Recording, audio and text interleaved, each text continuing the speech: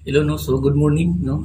Dito, no, sa First Thessalonica, chapter 4, verse 3, sinabi dito, no, God wants you to flee from immorality, no?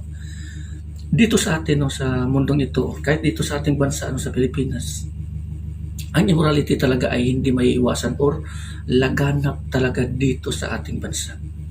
Ito ay isang bagay na hindi natin maiiwasan or hindi maiiwasan ng karamihan. Kahit pa yung mga tao Kristiyano na namumuhay sa kalooban ng Panginoon, ang iba or ang karamihan pa rin ay madadala pa rin. Sa anong sexual immorality or immorality? Una, dito, itong sinasabi ng ating Panginoon, no, na pangangalunya sa isip or pagnanasa ng tao sa isip sa pamamagitan ng makikita natin sa mga kababaihan or the same din sa mga babae doon sa mga lalaki, no, na masama ang isip or may pagnanasa ang isip every time na makikita natin sa ating mga babae or sa mga kababaihan at sa mga kalalakihan, the same thing, no, vice versa. Bakit sinabi dito na God wants you to flee from immorality? Bakit tinawag na immorality? Kasi sinabi dito, every time na makakakita ka ng mga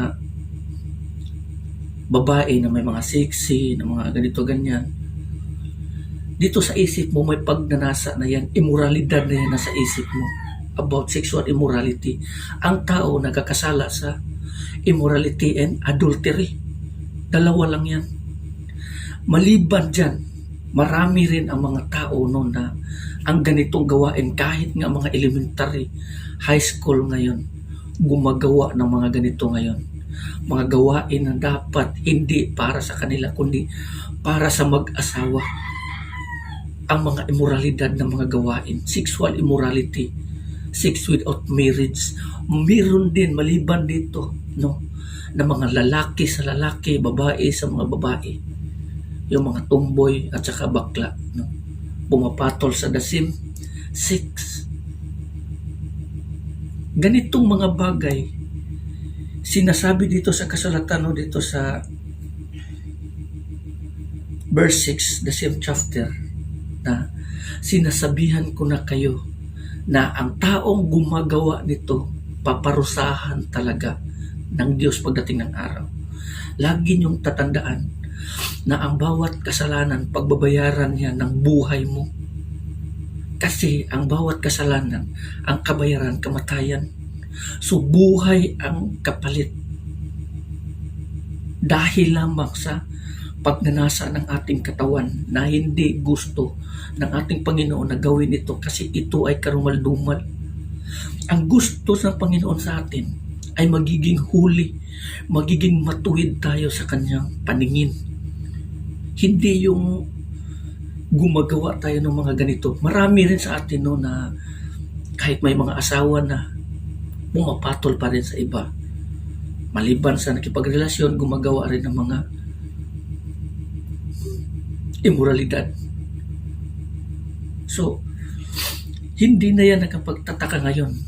Marami na talagang gumagawa niyan. Iwan ko lang noong unang panahon pa sa panahon noon. Pero ngayon talaga na dumarami ang tao, lalo na ngayon malakas ang social media. Doon na lang ganito ganyan, mag-uusap ganito ganyan. Kaya hindi may iwasan. Isa rin ang sa may kasalanan nito, itong mga babae. Sila rin ang nagiging patibong ng mga kalalakihan. Yung mga babae, nagsusuot ng mga sexy-sexy, nagbibideo ng mga sexy-sexy, nagbablog ng mga sexy-sexy, nakapanty at nakabra. Sila yung dahilan kung bakit nagkasala ang tao sa pagnanasa, sa isip. Immoralidad, nakagawa ng mga masturbation. Sa kanilang mga ginagawa, mas para bang tinatawag pa nila yung tao no na, sige, pagnasahan nyo pa ako na ganito, ganyan. Kasi para sa kanila, tingin yan, napaka-sexy nila every time na pagnasahan sila ng mga kalalakihan. Kaya patuloy silang gumagawa ng mga ganitong bagay, na mga immoralidad na mga gawain. Kung akala nyo, itong mga ganitong mga gawain, no, nagpa-sexy kayo, nagbablog, na nagiging cover sa magazine or mga calendar girl, nagka-bra, nagka-panty, yan ay gawain ng mga prostitute. Immoralidad po yan ng mga gawain. Ang gusto sa atin to be holy. God wants us to be holy. God wants us to flee from immorality.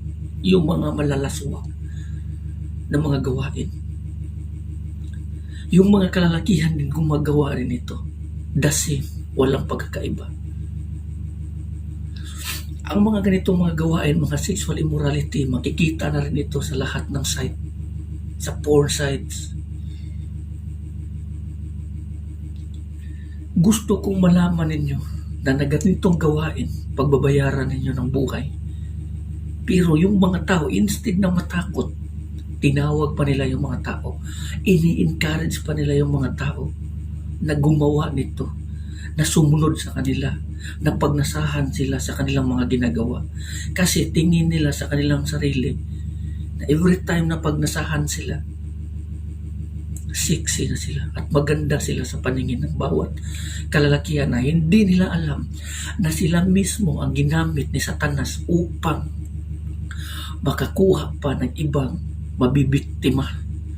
Mamingwit ka doon sa karagatan o sa ilog, hindi ka makakakuha kung walang pain. Lalagyan mo yung pain, yung hook mo, at makakakuha ka ng isda. Ganon din ang nangyayari sa iyo. Ikaw ay ginawang pain ni Satanas upang makakuha ng mga tao na mabibiktima patungo sa patutunguhan sa kaparusahan. Lagi niyong tatandaan dito sa kasulatan, kahit ang mga tao na namumuhay sa kalooban ng Diyos, sumusunod kay Kristo, mga taong Kristiyano, nahihirapan makapasok sa kaharian ng Diyos. Paano pa kaya yung mga tao na gumagawa ng mga karumal-dumal sa paningin ng Diyos?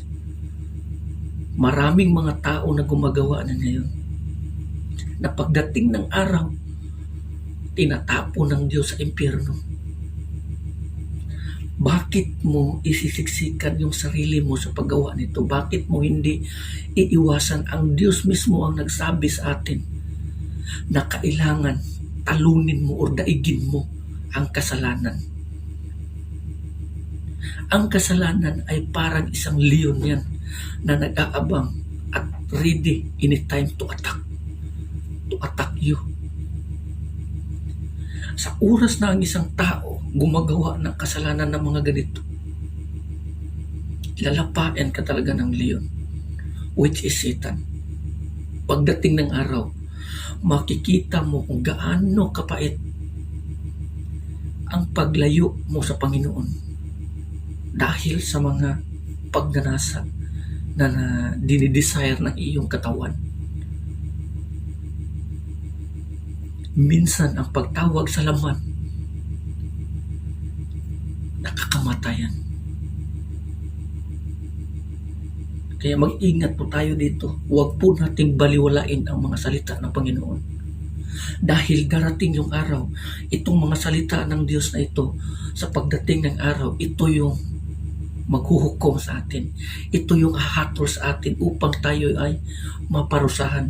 Pag sinabi dito na God wants you to be holy, God wants you to flee from immorality, pero instead na umiwas ka sa mga immoralidad na gawain, ginawa mo pa.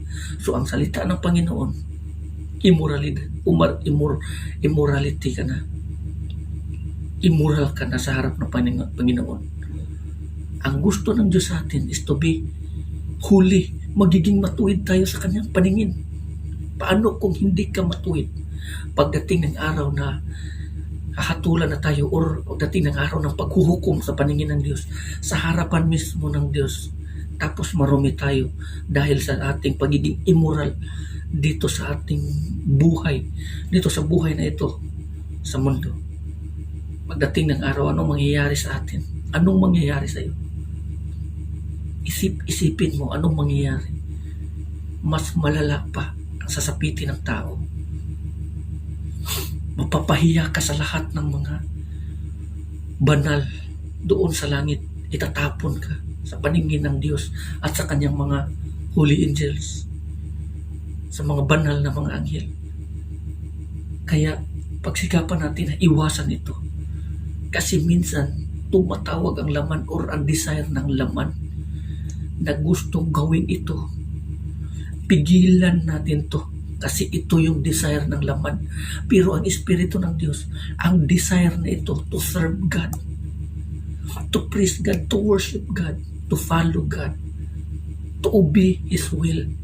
Yan ang desire. Pero ang desire ng laman ay pangangalunya, immorality, pagpatay, lahat ng karumal-dumal.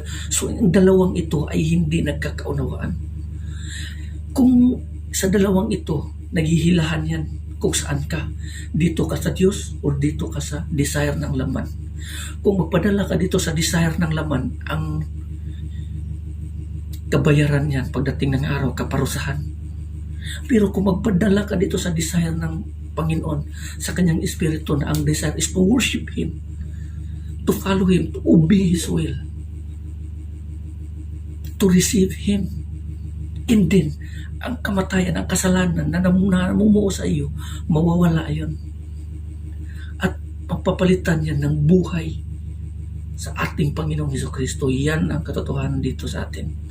Dalawa ang nag-aagawan sa atin dito, sa ating katawan, na nandito sa atin. Makapamili ka kung saan ka padala. Kaya nga sinasabi doon magkapamili ka sa buhay at kamatayan. Kung susunod ka sa Panginoon, pinipili mo ang buhay. Pero kung lalayo ka sa Panginoon, pinipili mo ang kamatayan. Ang sinabi dito sa kasulatan tungkol sa kamatayan, second death is hell, ang impyerno. Sinabi dito, lahat ng mga pangalan na hindi nakasulat sa libro ng buhay itatapon sa impyerno or the second death.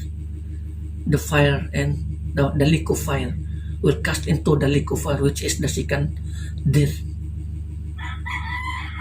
So hanggang dito na lang, no. Maraming salamat and God bless you, everyone.